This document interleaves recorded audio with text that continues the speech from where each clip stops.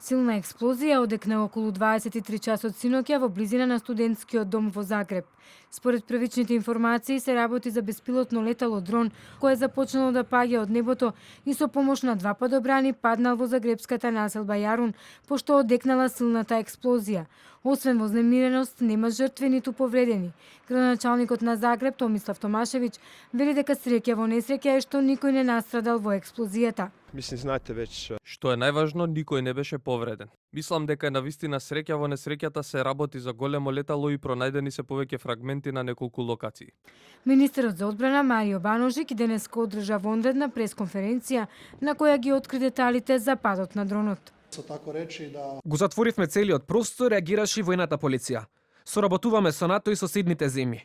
Со оваа цел утрово се упативме во два правци. Истрагата за криминалот продолжува. Имаме некои податоци кои треба да ги потврдиме. Прашањето е целта на авионот. Разговарав со министрите за одбрана на Унгарија и Словенија, ги разменивме информациите што ги имаме. Авионот влегол во 22 часот и 57 минути.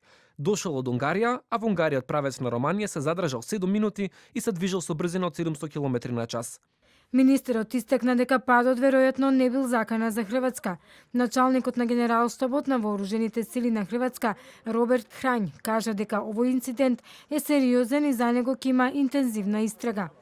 Други држави Ги анализираме параметрите на лето за да дознаеме за што се работи. За сега не можеме да кажеме чии се леталата. Ги анализираме параметрите на летот за да дознаеме за што се работи. За сега не можеме да кажеме чии се леталата.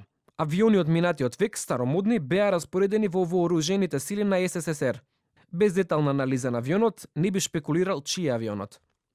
Хрватскиот премиер пак Андреј Пленковиќ, кој престојува во Париз на состанокот на лидерите на Европската Унија, изјави дека дронот што падна во Загреб е од руско производство. Во овом тренутку не можемо Се истражува дали се работи за грешка или изгубена контрола. Се работи за беспилотно летало од воен тип од руско производство. Не се знае дали бил во сопственост на руската или украинската армија. Според очевидци, урнатото летало направило кратер на 3 метри на местото на падот.